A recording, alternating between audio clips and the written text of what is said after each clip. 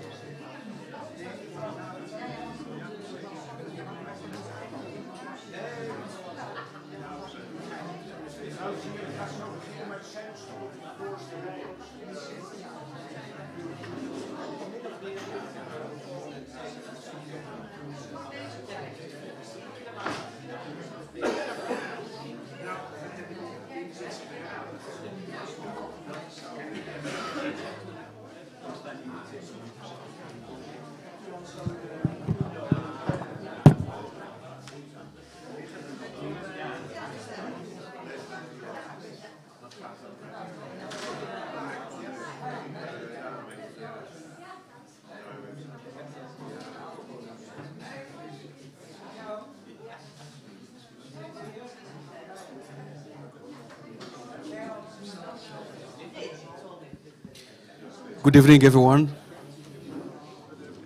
I would like to welcome everyone here today to this session where we have to talk about the Greek Lake region, and we have to talk with two guests, I have to say, just coming from the region, two journalists, one from Burundi, and I know that his one is a star here, and this is Aloys Ndakoraniwe coming from Burundi. And then we'll have to have a meeting with Honneur David W'eka Safari from Congo. My name is Ewing Amadi Salumu, and I'm also a journalist from Congo. I've been here for 10 years, and I will be today your master of ceremony, if I have to say this, and maybe to tell you that this evening will only be in English. I know that maybe some people expect to have in Dutch, but it's or in French, but it will only be in English. I also have to welcome all our viewers just watching on YouTube. We welcome you everywhere you are in the Netherlands, also around the world. And please, maybe to begin, I have first to talk about the region where we are coming, and this is the region, Greek Lake region. We have to do some differences between the Greek Lake region in America and one in Africa. And here I will have to present you what is the situation in the Greek Lake region.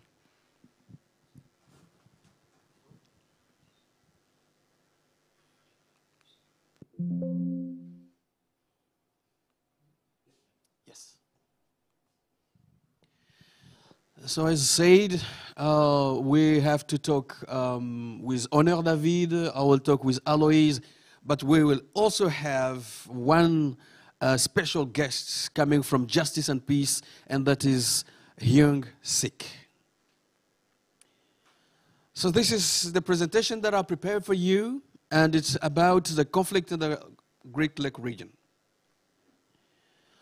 When we talk about the Greek Lake region, you have to think about South Sudan, Central African Republic, Congo, Rwanda, Burundi, Tanzania, and Zambia. All the region are in one part that is called the Greek Lake region. But why this name? And the name came from this. You see the Lake Albert, Lake Edward, Lake Kivu, Lake Victoria, and Lake Tanganyika. But just near Ethiopia, you see also the Lake Turkana. That's why this region is called the Great Lake region. But talking about the situation, the conflicts, the main conflicts in this region, you find it in East Congo, in East Congo. And I tried to put it in red so that you can see where you can find all those conflicts. But talking about Congo, maybe I have first to present you what is Congo. Congo, this is Congo, is 2,345,000 kilometers. As I present here, we do have 26 provinces. We have 4 languages, and the official language is French. The situation now is volatile. I have to present it like this. The situation is conflictual. I do present here the pictures that happened at the end of November, 29 November. There, one rebellion group called M23 have killed 261 people. That's just a few days ago. That's why I've chosen these images, so that you can see what is happening there and why the work of journalists in our region is not easy to do. And the M23 that is now killing people, doing rebellion, doing everything they need just to get minerals, the minerals that help people and multinational to help us get the high-tech minerals that help us to get funds. The M23 have today all the support of RDF. And RDF, this is Rwanda Defense Forces. And when you talk about Rwanda Defense Forces, it means forces from Rwanda and forces of President Kagame. And every day people are living in insecurity, and security is everywhere in this area. It can be in, if you go back here, from Ituri, North Kivu, Maniema, South Kivu, and Tanganyika. And this area is always, you do always see people just living in insecurity. Here you find men and women who are raped every day. Now we are talking here, but it can be sure that someone somewhere has been killed, someone somewhere, a woman who has been raped. In Congo, where today, with all this insecurity, we do have more than 134 militias. And as I presented in the other picture, you find all those groups just in East Congo. And why are there all those people there? You see, for example, we begin with the ADF. ADF is coming from Uganda. But they are killed every day in Beni. They are killing people every day. And they are not killing with guns. They are killing with machete. They use only, they don't want to use the normal weapons. They use machetes, they use knives to kill people. You see, for example, the EPCLS, SRND. You see the Guidon, Busumba, FDLR. FDLR, that was the militia from Rwanda, but now has been in Congo for many years. They are there for many years in Congo. So in total, we do have more than 135 militias. After Congo, I have to go into Rwanda. And in Rwanda, I present here President Kagame together with the President of Congo. The Tshisekedi thought that a good neighbor should go directly to meet Kagame, but it didn't help. But now they are fighting, and Rwanda came back in Congo. And what we see that Kagame will remain in power for many years. If you go try to see statistically for how many years he will be there, it will take time before he left the power. Until 2034, he will still on power. Rwanda is also using what they call the sharper power. The sharper power is in a theory, is a manipulative way of going in a country and try to manipulate the diplomacy of one country. Rwanda is doing this in Europe, but also in Congo. So he will stay on power. And what Rwanda is also doing is the control of narrative. It means if you are somewhere and talking about Rwanda or talking about Congo, if you don't take the narrative from Rwanda, then you are a target. They can target you and follow you everywhere you are, just to say why do you have another narrative, but the narrative instead of the narrative that they want people to know. So you have to just to make you aware of the situation, but you can also go to the VARA. Dictatuur Rinbesvaar. If you go to YouTube, you can see what was produced here in the Netherlands and talking about all the things. And the other problem in Rwanda is that the government controlled everything and control people. If you are still living in Rwanda, you have to follow what the government asks you to do. And after that, I have to go to Burundi. And here is the president who is there. And the insecurity is so high in Burundi. You see, journalists are living.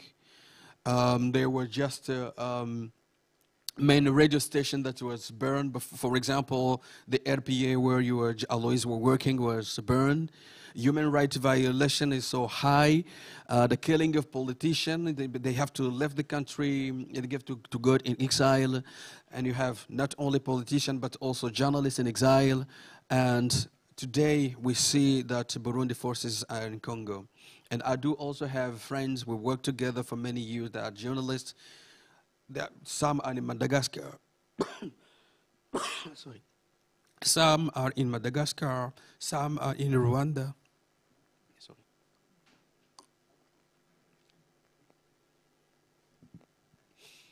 So you see the situation in the Great Lake region is not good. And I was just talking today with Honneur, and he was saying to me, I have to go back, but I'm expecting that when I went back, after 6 o'clock, I have to go back and think, oh, insecurity there, but I have to go home. But when I'm here, it's very good because I don't have to think about insecurity. You can walk around, go wherever you need without fear. But in our region, you have to live with fear. So I present here the army of Burundi, the FRDC just there, and here the Rwandan army. And what you have to be aware is that the Rwandan army is, the region is a great power in the region. If we have the American power around the world, that is a big power, but we have to be aware that the Rwandan army is the big actor, the big power in the region. So in conclusion, we have insecurity, killing of people, rape, and all type of human rights violation in our region. So thanks for this was the presentation, but I have to welcome David. Please, I would like to welcome him. You can take the seat there. David is what we usually call in the Netherlands bijzonder persoon. Because I saw him beginning with his media, I saw him doing what he's doing, and I was asking him every time, how do you do your work? How is it possible? Sometimes I do have information, but he will come and say, no. He usually called me grand frère. Saying, no, you know the information, I have details about the information you are given. So, how is it today? It's okay. Hi, Ewing. Hi, everybody. Thanks to see you this evening. It's not, my English is not very good, but I'll try to do something. And it's, I'm very happy to see you now in this place, in Pletterij. And I feel safe now because I'm in Netherlands. But after, it can be complicated. But 3 months, it's okay for me now. So Honneur had been here for 3 months. He was invited with Justice and Peace, and he came here with a Pletterij, and he find a safe haven here in our city, in Haarlem city, and he's always thankful about this. So maybe, would you please talk to us about your work, about the work you are doing as a journalist in Bukavu, where you've grown up and where your media is just going on air. Thank you, Wing. As you said, I'm Honneur David Safari. 33 old years. It's 33 years now. I'm journalist and human rights defender, and I'm in Bukavu in the east of Congo. Journalists, yeah, it's not. I think in the past that my parents want to be a lawyer, and I began to study in law sciences, and after I thought that it's not my way, and I changed. Now I work with an online media, and we try to build a big radio for youth and minorities, because it's like my situation. It's the situation of everyone in my country. But when it's with journalists or with a human rights defender, it can be more dangerous. This is sure. Why with youth, young people, or why with minorities? It's because I have a long history, a long story about how pygmy people, maybe in a national park and Kahuzi-Biega, was being chased in the natural home, the natural. Kahuzi-Biega is a reserve. It's a park, national. Yeah, it's national a park. park. Yeah.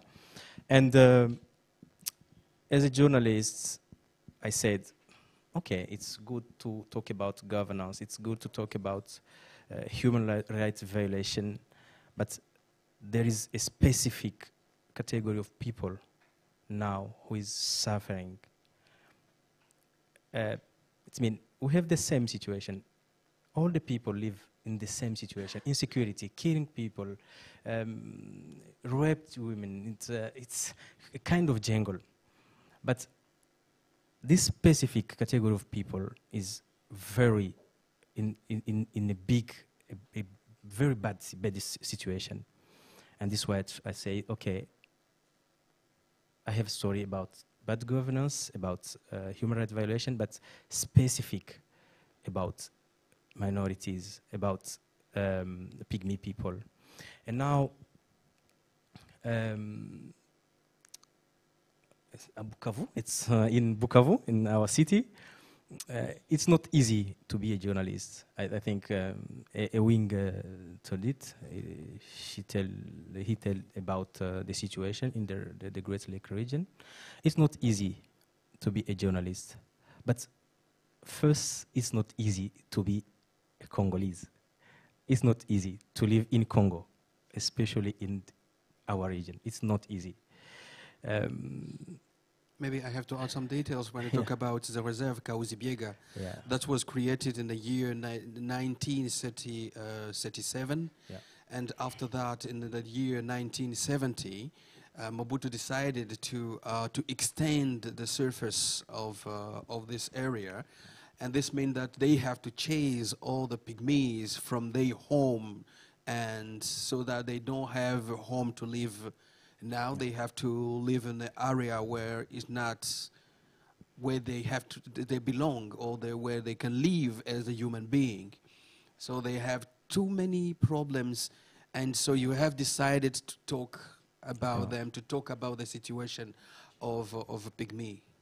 Yeah, this is the situation because it's not possible for a government, for the world, to decide just to protect trees, animals, but not human. It's not possible. It's nowadays the big issue. I think the big issue in the world is the environment, climate and so on. But we have also people in this area. We have also people from Kahuzibega who are suffering every day. They cannot have land. They cannot have education. They cannot have health. They have anything to live because just some government decide to chase them from their natural, home. It's the natural home, the natural environment, and it's not about land. It's also about their culture. This is their identity. They want to they live in the forest. This is Pygmy people. They live in the forests. They like protect every people. time. Yeah, they protect these forests. But now they don't have anything. They live like here. I saw in Brussels some people just out, but out of the system. Out the system. But here is in Europe. They are lucky, I think. Even if they are out, they don't have home here. But it's in Europe. You imagine, you are in a big jungle like South Kivu, insecurity, people are killing, but women don't have a house, they don't have land to find something eating. The children cannot go to school. Women, if they don't give birth, they don't have opportunity to do this because they are like everyone. It's like they are not human. They are just. They are human, and they are not human beings.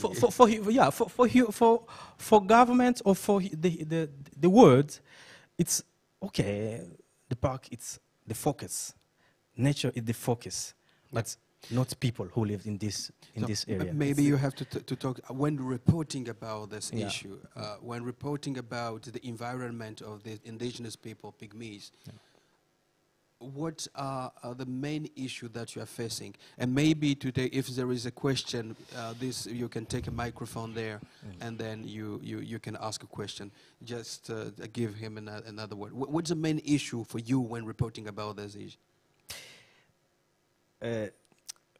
As I said, to be just a journalist for youth or just to report about governance, it's difficult. And when you put another issue about Pygmy people, it's now complicated. It means you don't know who is who and who wants what.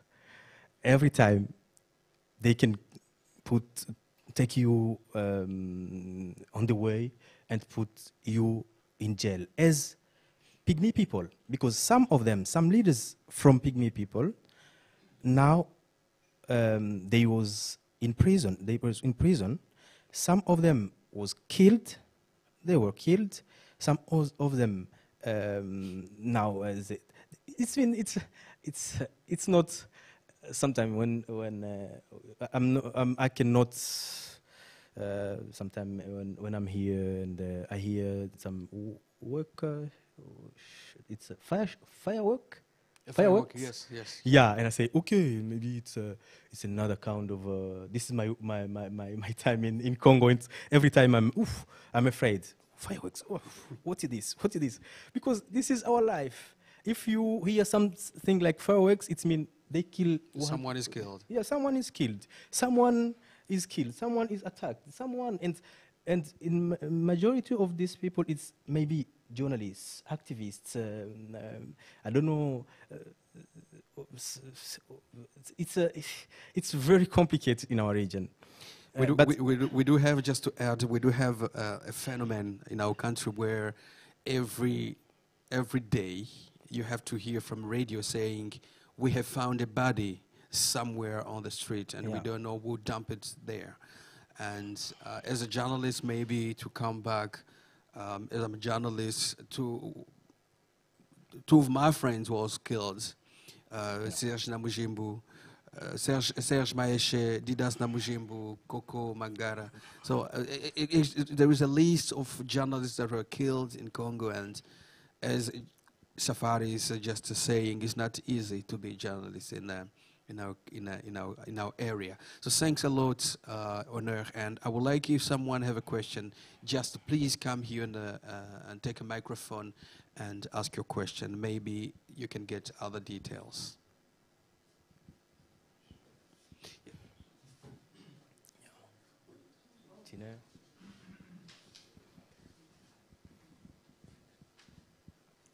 Thank you, David, for your clear story. But I want to ask, do the pygmies help themselves a little bit? I mean, are they still in a group? Because I know in the woods they live in groups.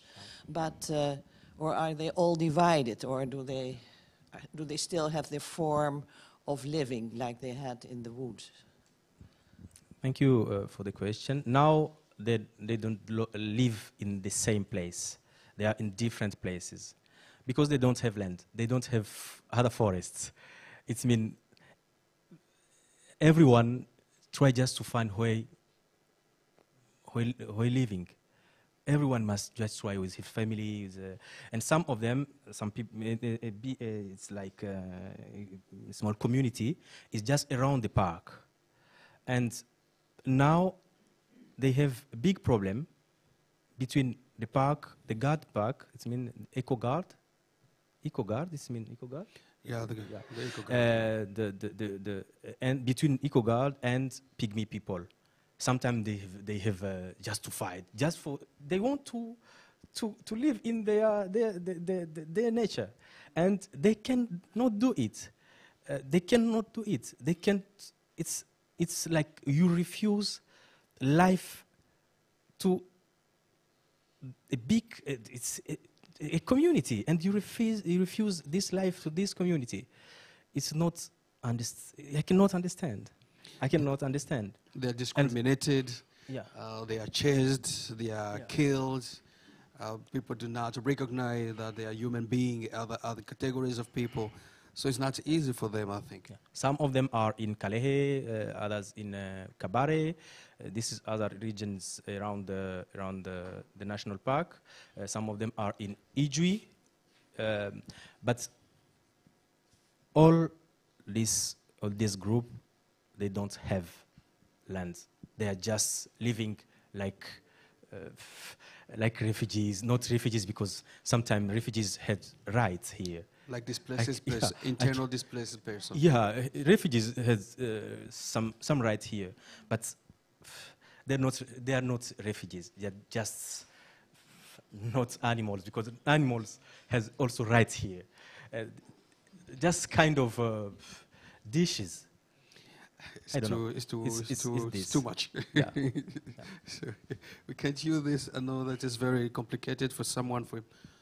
As you have to meet all those people, talk to them, and see how they are living out of the wood, out of the forests, and out their normal environment. So this makes them vulnerable. We do have another question. Thank you. I wonder, how is it possible there are so many rebel groups? Maybe there were 113 or something. Yeah. I would expect some coalitions of maybe 3 parties or something like that, but so much rebel groups, how is it possible? Yeah, this is possible because they need minerals, because they have to facilitate all the minerals to leave the country. So it means everywhere when you see the rebels, this means there you have also a place where people are digging and are taking minerals out. So every group, it means there is a site of minerals where they have to dig and bring it out to country. Are they a sort of special guard for the miners, or are they are digging militias themselves? They dig it themselves. Okay. And if it's not possible, they have to go and find people in the villages and bring them there where they have to dig and bring it out. Oh, that must be very complicated for the government. That's why it's very complicated for the government. And when they have all those people they have found from multinationals, when they have found from foreign countries, and when they are getting weapons from outside the country, then it is most complicated. Okay, thanks.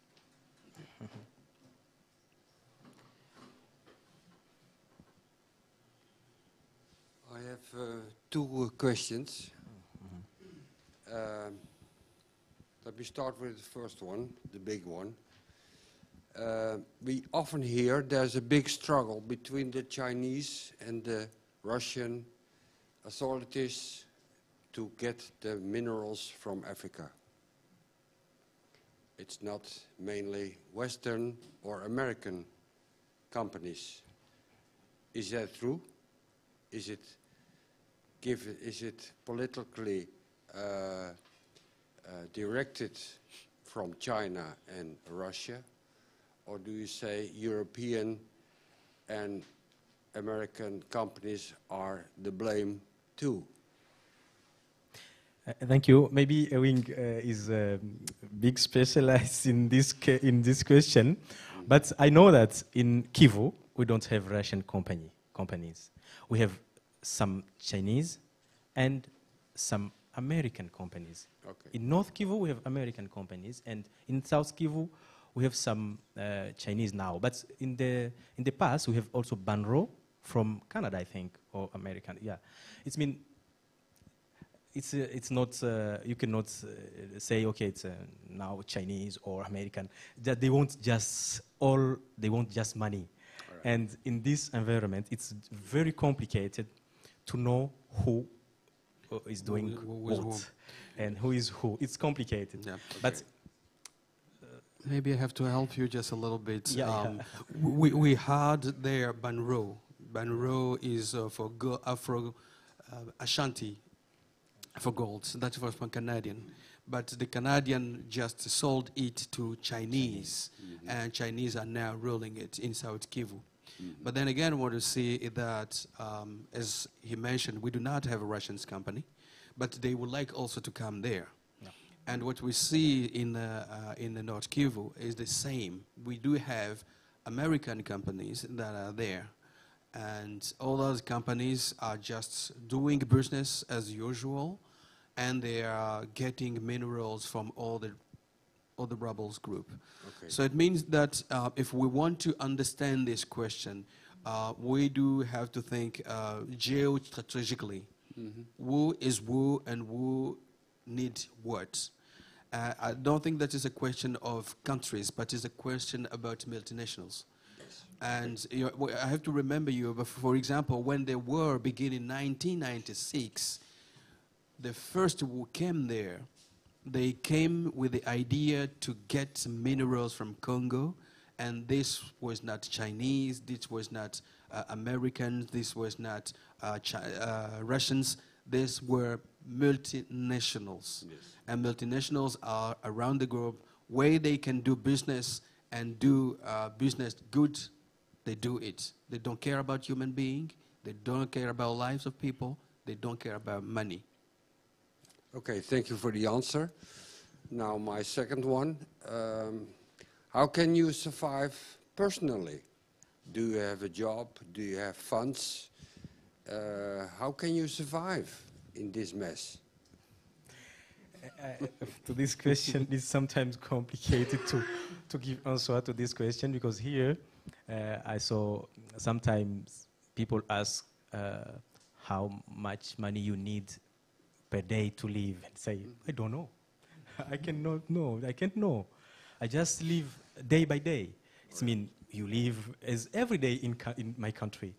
We are a rich, very big rich country, but I think... And we are poor. We are very poor now. Very poor. But members of our government are very rich. This is true. And they have villa, they have... maybe to help in him Europe, just in America. Yeah. Every Congolese that is supposed to should live with €1 a day. Yeah. This is what people expect. Yeah. Well, and the rich, they don't have enough ever. No. But the more they have, the more they want to have. Yeah, And this it's is. the same here. And no, in but this. but here I can understand. Yeah, I can understand. But in our case, our situation, it means you are poor, not poor like in Netherlands. You are poor. It means poor. It's really poor. It means you are really poor, and sometimes you want not to work because you have. If you want to, you go work to work. It means you go find how to eat this day. You go find how you find something to eat. You Thanks a lot. Thank you. Thank you for Very the honest complicated. answer. Yeah. Thanks a lot, David, and I will welcome now Aloys. Yeah, thank you. As he said, when you are poor, you are really poor. Really. Thanks a lot, David.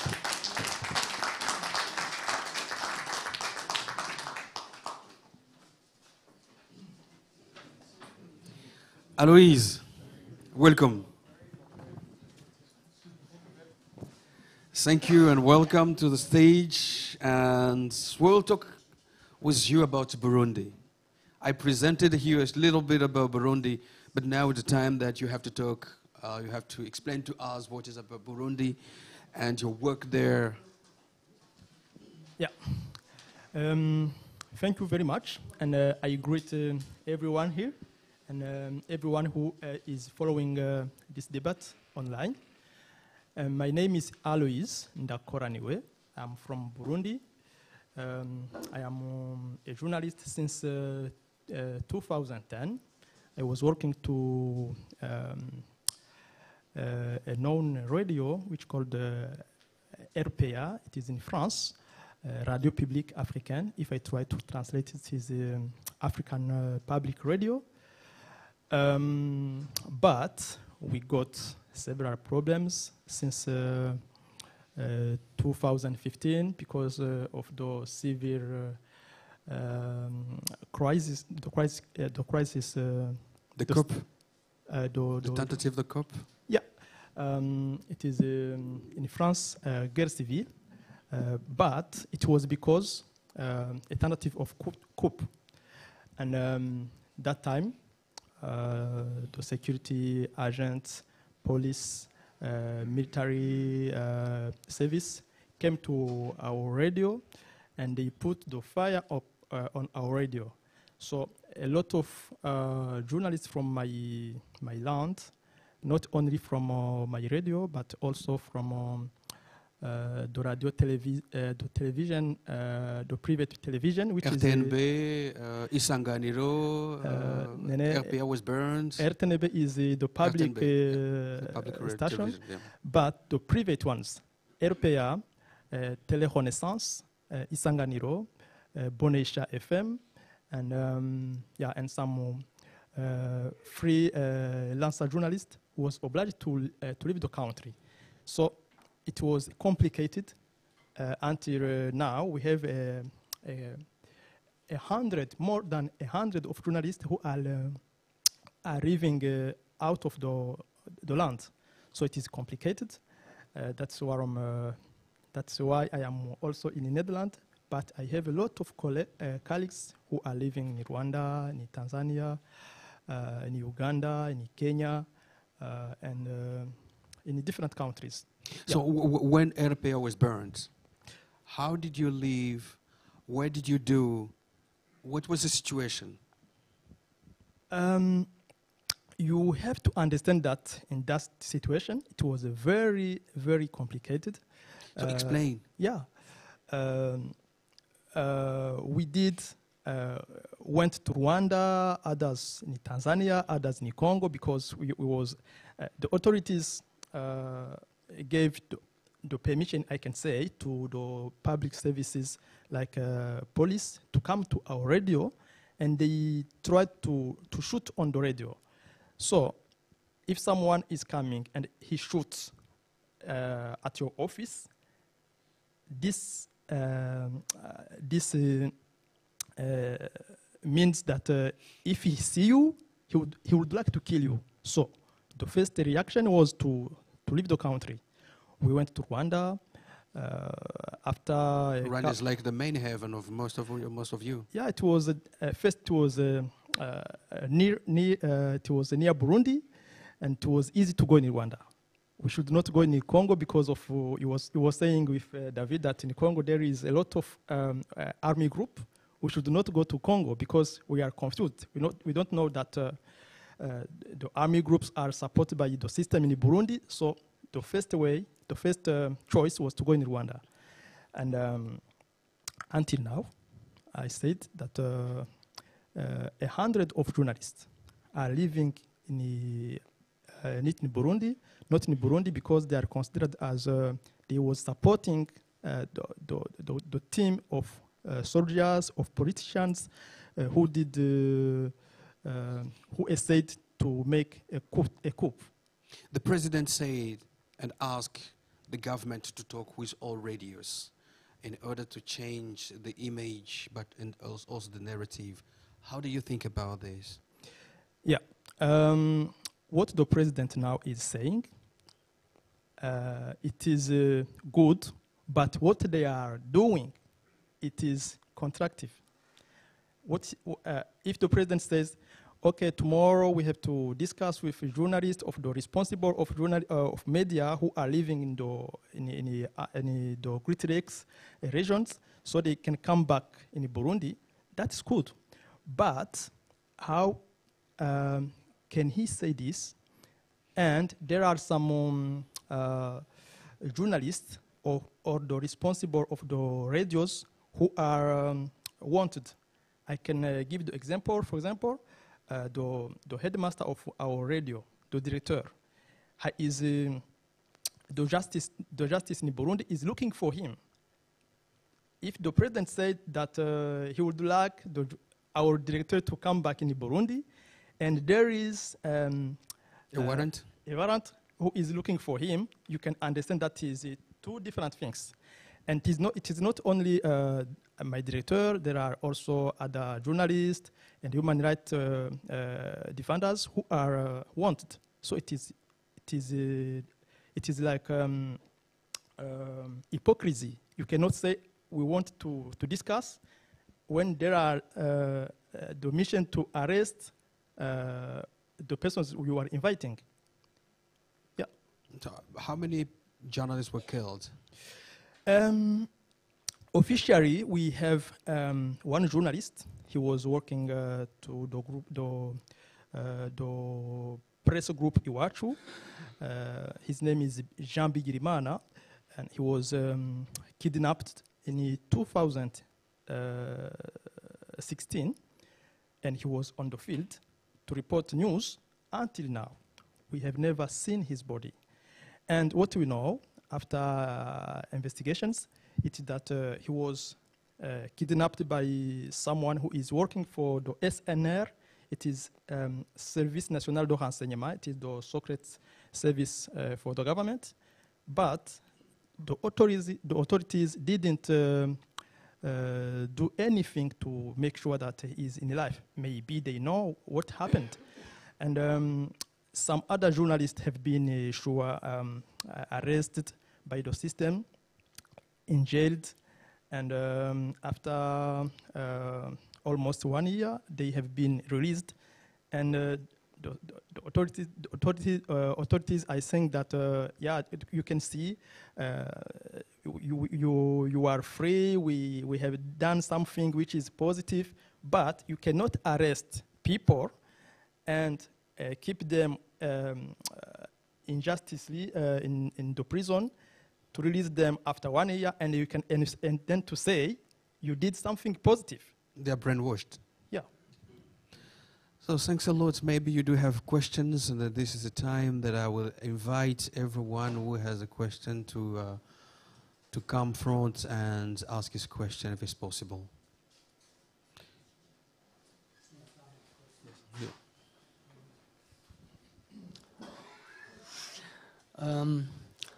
I guess it's a very difficult decision to leave your country and because you don't have a direct influence as a journalist on the news. But what can you do when you go to another country like the Netherlands? What can you do exactly to make the situation better in Burundi, you think?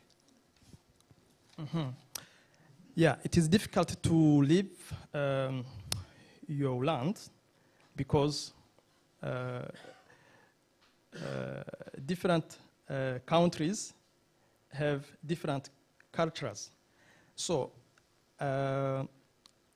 if you evaluate, you should not leave your land. But, as we say in French, un bon journaliste est un journaliste vivant. The good journalist is the one who is in life.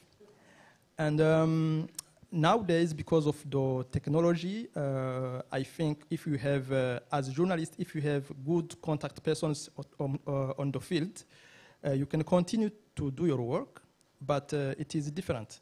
When you are in your land, in your country, sometimes you are required to go to the field to double-check things yourselves. Because sometimes people are saying, oh, here happened something, but if you don't pay attention, sometimes you can do something which is not true. So now, far from our countries, we try to continue to do our work, but that requires a big attention that you may double check and again double check. But to contribute to our society, it is better that as a journalist, because if you are a journalist, it is like you are a prêtre. It is in the blood. You cannot close your mouth. You cannot close your eyes when your brothers or your friend, because, for example, my country is Klein. You saw that it is smaller than Netherlands. So, as a journalist with a big experience, not only me, but also my colleagues, we have a lot of contact persons. We call them our sources of our source in our jargon. Yes, the sources. You have to double check. So, yeah. And what they are doing is always, you see many who are just producing on Facebook, because this is easy. You can reach every person you need. Just living in a village with a Facebook, it's easy to contact people there. Yeah. And they can also see what you are writing. I'm also using the same channel to continue reporting from here. So this is a good way to influence politics on the ground. I know that it's not easy, and as Aloys is saying, you have to double check. You get an information, but you have to double check. As I mentioned here, sometimes I do have information, and Safari, the Honneur who said to me, no, maybe you have to check again because something that is wrong. So you have to go again and check before producing a small article that you want to produce. But we are doing, most of the time, other things is to be an alternative to the official information that are sent. So if there is not another alternative channel, alternative people to give information, then we will stay with one line of information, and this is not very good. Yeah, that is. And I have to add that nowadays we have a lot of possibility, because there is Facebook, there is YouTube, there is Twitter, there is Instagram. Different journalists try to broadcast news in different ways, and so the result can reach different people, and even among you, there can be someone who is influent, who can turn his camera on Burundi, for example, and ask, why do the government is doing this? Why do you put these people in Niger? But it is because we are writing something. It is because we are every day saying something about the abuses in our countries. Yeah. Another question?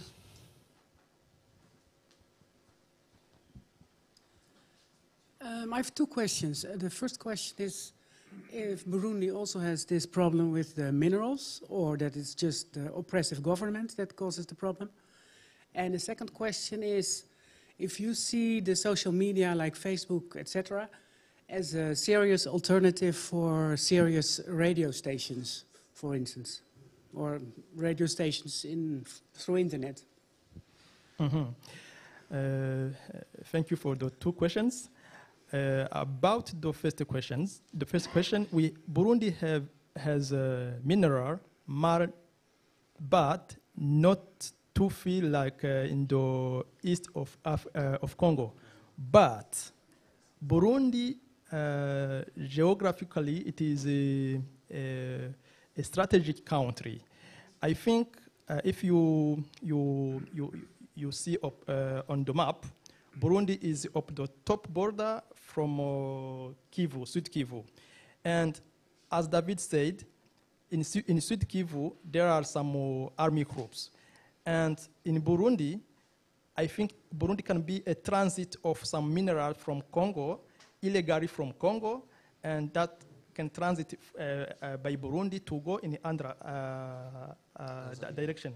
So, in Burundi, the minerals that we have does not cause any problem about security. But the problem is the strategic area to the east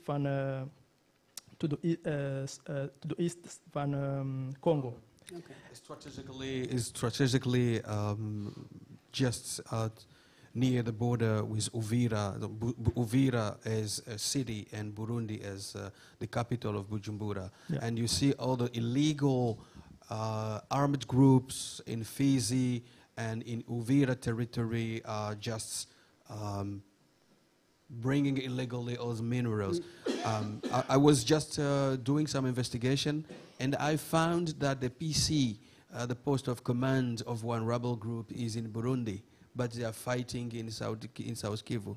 So you see how this complicated is. So that means that your biggest problem is the oppressive government. Is that a good conclusion? Yeah, the government in Burundi, if I go back to tell you how the system came on power, the government is now on power since 2005. And before 2005, it was a group army, a robbery group army. So there a lot of years since 1990, it was in my land, in my country, there was a civil crisis, but until 2005, they changed to a party and they won the elections. So it is a kind of between quotation mark people from the robbery group, and they are still now operating like they was operating before 2005. And because of a lot of mistakes they did, so I think they are afraid to leave the power so the justice can follow them, because they killed a lot of people, they tried to steal a lot of things, they tried to commit abuses. So until now, I think they are afraid to leave the power, to not judged by the justice. Right, yeah. And it's a one-party system. Is it a one-party system? Yeah. Now, for example, every ministers, we have 15 ministers. They are coming from the one party, and the big post, the post of decisions, are occupied by the generals in the army, the generals in the police. For example, the president is a general in the army. The prime minister is the general in the army. So it is a kind of a dictatorship of a military dictatorship. Yeah. Okay. But maybe we also have to go and see some factors historically and what happened before in the period of kingdom, and after that in the period of Belgium in the colonial period, and after that we have to go after the independence, what happened there. and the system with 2 tribes and 1 tribes of Pygmies, Batwa, that are just put apart. So I think that there are many factors. If people want to understand, you have to go deep to understand how this situation is so big, because sometimes we have to focus on the present and we forget what was the source of all the situation that we do have now. And as you mentioned, this was a rebel group, and since 2005 they are in power. They don't want to leave a power because the justice will follow. But then again, why were those people rebels, and why? Because so it's too much. It is complicated. It's a chronology of things. Of things. You cannot say, I will not leave the power because Yes. you are now on power. When you was fighting to change things, and what you was fighting for, and you continue to do it. It is, there is no sense. And if I go to the second question, you ask that if the social media is the most alternative It's place of a serious alternative, yeah. there is no other way. Because, for example, my radio have been banned in 2015. If you are chased out, and if you cannot have a means of financial means to open a radio station, a normal radio station, you have to use the alternative that you can be able to use. Yeah, right, because okay. to open a station radio is very expensive, but also with the station radio, you can reach a big audience, but with Facebook, for example, only can follow your news every person who uses the Android telephone. That is a serious problem, but we don't have any other no other possibilities. Yeah. Thanks, Aloys. Thank you very much. The audience. Thanks a lot. It was a pleasure for me to receive you here, but I also have to receive another. This is Hyung Sik from Justice and Peace. Thanks a lot. Thank you too.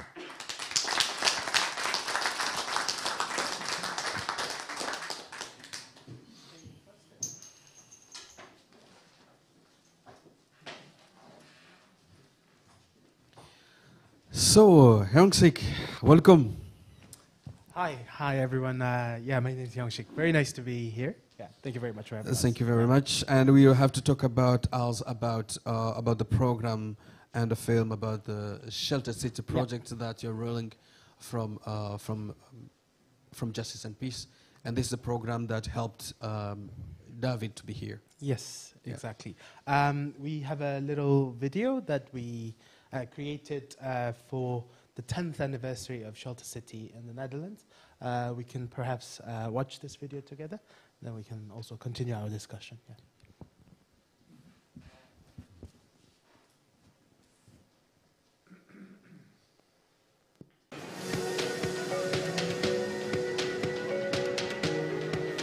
This year we are celebrating the 10th anniversary of Shelter City, The Hague, the birthplace of Shelter City. My name is Sebastian van der Zwaan. I am the Executive Director of Justice and Peace.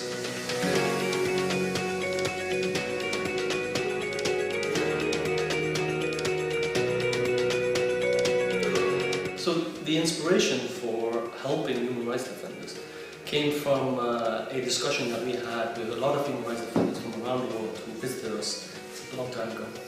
And they spoke about their work and why it is so difficult for them to do their work, and that it would be really interesting for them to have a space where they could go to and be safe. This is how Shelter City actually got to life.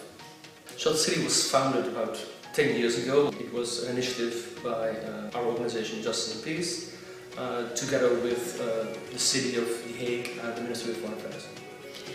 I would say the common goal of Shelter City is defending the human rights defenders, as I always call it. So it's making sure that human rights work is done, not only, but is also defended against powers that do not want people to do that kind of work. So that combination, defending human rights defenders and bringing the international and the local together is, in my view, sort of the common aspect of Shelter City. And back then, yeah, we were very excited about this idea, but we were thinking that this is impossible, like such a complicated program with involvement of local authorities, etc., etc., it would be very hard to organize. And then when Shelter City started to work here in the Netherlands, we got some inspiration. So that's why we dared to do it, and it worked. But still we have a very big waiting list. So we receive at least 4 applications per one place. So demand is growing, and that's why we think that shelter cities should expand. Yeah, sometimes the HR artists think that they are alone. They do not have someone who really cares for them and who considers what they do. So when they meet other defenders and when they are located, it is encouraging. There are many human rights defenders living in very, very difficult and dangerous situations. So we need to, as a city of the Netherlands, and especially as the capital of the Netherlands, we have a responsibility in being solidarity with human rights defenders. I think that it is really important to realize that it is not just providing human rights defenders with a safe space, or that our work is finished when we have provided human rights defenders a safe space. What I hope we can achieve is that we can work with human rights defenders, help them build skills, build new strategies in order to change the societies that they come from and they're working. And I think it's also important for a city as The Hague to be part of this network. Because we are the international city of justice and peace, and we have a lot to offer. We have a lot of international organizations in our city, and I think it's also important for the people of The Hague itself that they can come in contact with human rights defenders from all over the globe and learn about their experiences and see how courageous they are. So what I'm really proud of. In the last 10 years, we have been building a network of cities, organizations and people to provide safe spaces for human rights defenders at risk. We have been supporting 400 human rights defenders worldwide, and only in the city of The Hague, in this 10 years, we have been supporting 39 human rights defenders. To human rights defenders, I would like to say, first of all, thank you. Thank you for your commitment. Thank you for believing in changing your country, in changing your society, in believing in that your work can contribute to a more beautiful, a more equal, a better world. Our final objective is that we do not need to exist, yeah? And that's the objective. The objective is that we hope that shelter cities will not be needed. But right now in our context, it is very needed. Thanks. I do recognize some people, and maybe you can talk to all about the program. I know that we see many things you're doing and prepare the preparation of the anniversary. Yeah. This year marks 10th anniversary of Shelter City. We are a network of 13 different cities in the Netherlands, plus 4 international cities elsewhere in Costa Rica, Tanzania, and Benin, and also in Georgia. So over the last 10 years, we have been supporting more than 160 human rights defenders in the Netherlands, in 13 different cities in the Netherlands. That, of course, includes this beautiful city of Haarlem. Thanks to all the support that the community of Haarlem has given to us and the human rights defenders. So, I don't know if there is someone with a question. Did you say 13 cities or 13? 13, 1 3. Yeah.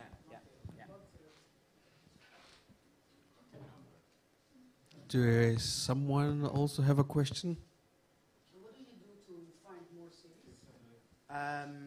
Yeah, I mean, unfortunately, the situation of human rights defenders and the need for safe space in the world is increasing.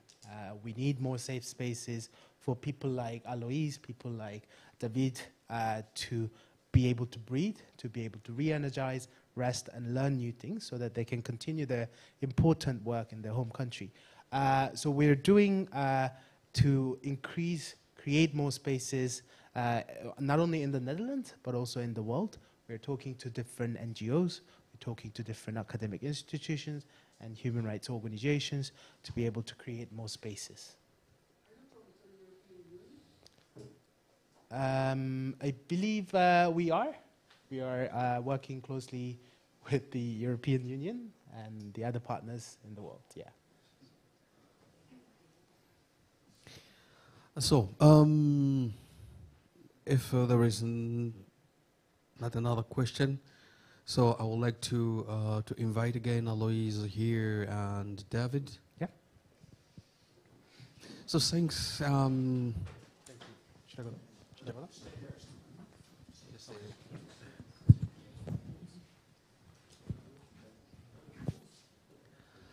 So, now you three are here. Everyone has his parts. How can you talk? Which kind of word can you use when it comes to your city, to all the volunteers who are just here, to the Shelter City, and to the period that you're coming here and leave? How do you feel it? How do you re-energize? I cannot forget to underline that the time I came here, I was very tired. I was under stress. For people who don't know what happened, I was living in a hard place since May 2020, and I got the permission to come in the period of Corona. It was not easy to travel. Some airports was closed, so you cannot imagine how I was under stress. I was living like someone who is already died. But when I arrived here, I got a time to rest. People was asking me, was supporting me in different way, and I was very happy. And day by day, I was getting energy to live. I was feeling that I am now in life until I got totally energy, so I should continue to work. So I'm very thankful to the supporters, and I'm very thankful to Shelter City in Haarlem. And generally, I am very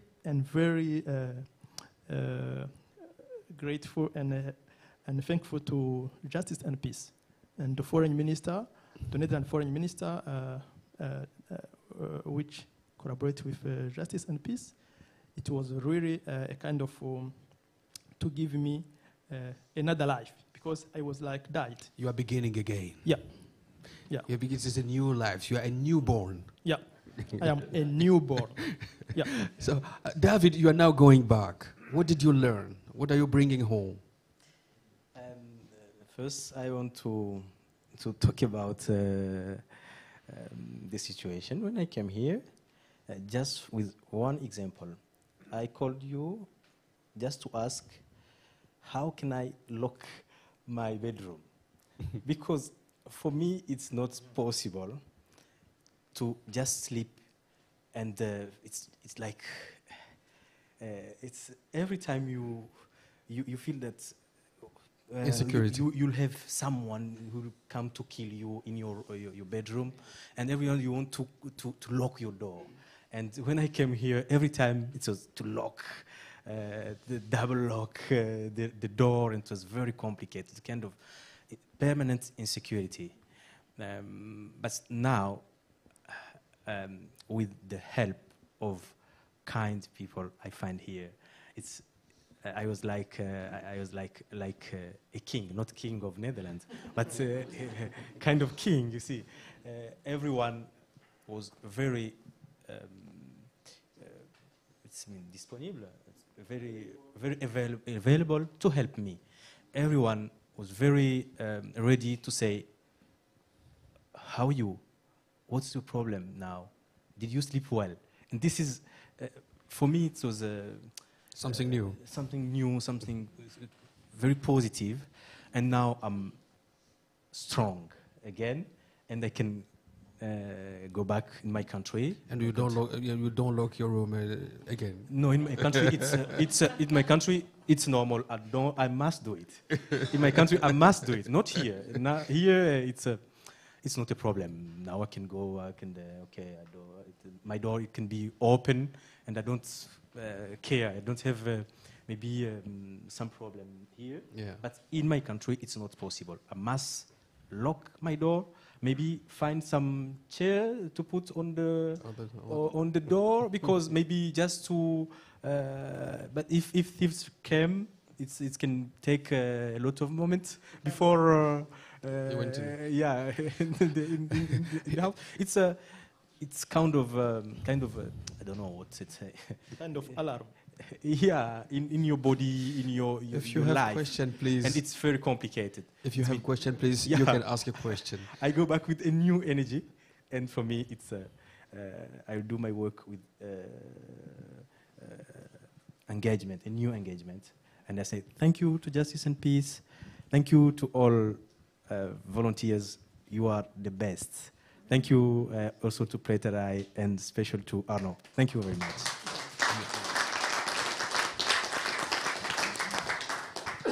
I don't know if you still ask yourself, insides with all the stories that you heard here, if you ask yourself, okay, maybe I have this question to ask again. If you have a question, please, I will invite you again to ask the last question.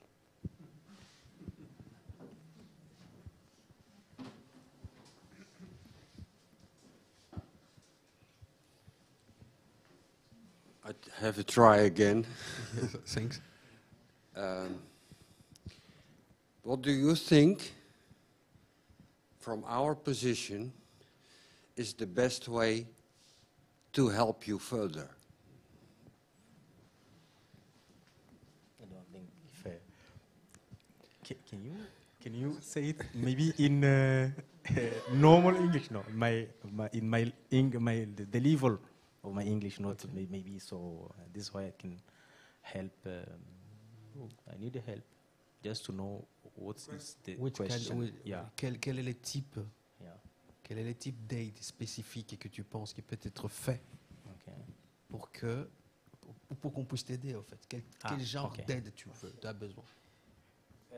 The first help was to come here, and I said thank you, and to find all these people now. The second is people.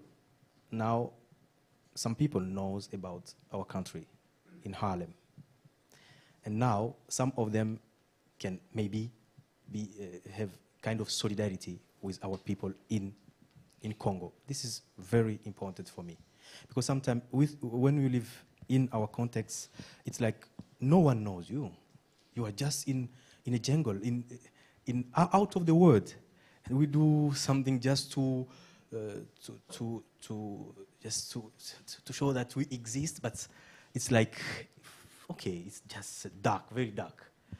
Another thing is to support the work we do in Congo. I don't know, all kind of support. Now, for me as a journalist, we need always to have it's a message of solidarity when we want to talk about some rights. You see, maybe if we have protests in our country, this is an example, and the protest is finished, but no one knows it in Europe. But if here, I can see like everyone said, stop war in Ukraine. This can be a big support. Stop killing Pygmy people in Congo or in South Kivu. Stop killing journalists. Stop in Burundi and so on.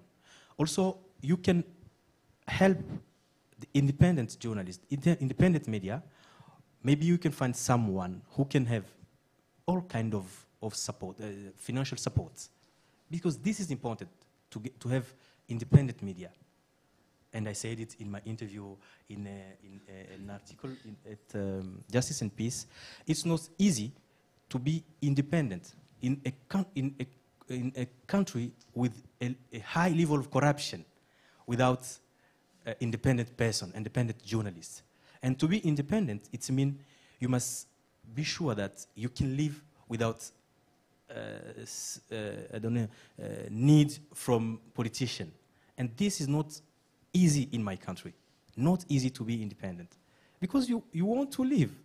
You want to live. And if you want to live, okay, you manage. Here I have an example. I went in toilet here, twice I think, at Haarlem station, and I paid money, and I have a receipt. This is, it is incroyable, incroyable.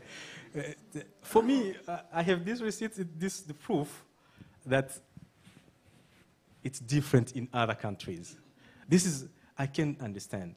Because if you want to do something, you want to help, to need a support in public service, if you pay, maybe the service is for $50, because it's franc-Congolese dollars, you come here, you can, if just for $50, but you will pay maybe $200 to get this document without receipt sometimes. You come here and say, okay, I know how to give you document, but do you have $100? Okay, you go here. Okay, do you have $40? Okay, you give, and after you paid. It's an example with our passport. Yeah. Now you cannot have receipt when you want to pay passport. It's not. You see, this is more than $200, but you don't have receipt. But here, just for toilet, you have receipt. How these people can resist to this kind of corruption, to this kind of disease in this country? It means they need support, and all kind of support is welcome in our way. And maybe just before I give you a language, what people should understand, I do love history. It's just one journalist just showed the world what was happening in Congo in the year 1908, and that helped Belgium to ask the king to stop what he was doing in Congo. So it means every action you can do will change things. Yeah. Aloys. I'm very thankful to the Menia for the question. I will ask two things. If possible, if you support our colleagues who are working in a difficult situation, I mean, for example, from Burundi, journalists who are operating from Rwanda, from Kenya, from Uganda, but who are trying to inform the public, the audience, what is happening in Burundi, support them. It will be my growth and my biggest support. The second thing, anyone who has influence, if it is possible to offer the possibility to our children to study, because there are some children who are studying in difficult situations in Rwanda, for example, in Uganda. They are hungry. They cannot study and succeed at school. If it is possible, anyone who is following this debate, if there is a possibility to offer our children to study comfortably, it will be a big support, because we need the upcoming generation to not have the same problems that we are having because of the oppression we are getting from our authorities. Thank you.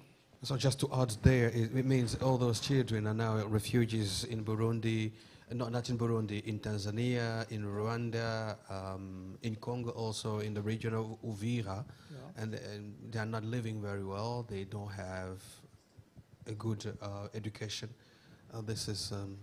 I want to give a short reply to our guests. I'm a member of Amnesty International Haarlem. It is the oldest amnesty place in Holland. 55 years ago we started, and this Saturday, December 10, is International Day of Solidarity for your causes. And we have a meeting in the Lutheran church nearby, and we have a light parade through the city every 10th of December. And we have the collection in March to collect the support of political and other prisoners. Thank you very much. Thank you. So, thanks a lot. I would like to thank you everyone for being here and heard what was the main subject today. I would like to thank you from Justice and Peace, Young Sikh. It was a pleasure to welcome you here on the stage. I would like to thank you, Aloys. Your name, Ndakoraniwe. I pronounce it very well. It's like Ndakoraniwe. It is a national name. It is moeilijk. In Kirundi. And I thank you also, Honneur David. It was a pleasure for me to welcome you here. Thank to Gerard Vermont, Tim Lambers, Esther Kustra, Dick Bol, Gerard Veselius, Aloys, Colette Albert, and Sahar Yakubi. And I would like to thank all our viewers around Netherlands and around the globe. Thanks a lot. I'm Ewing Amadi Salomo. Thanks.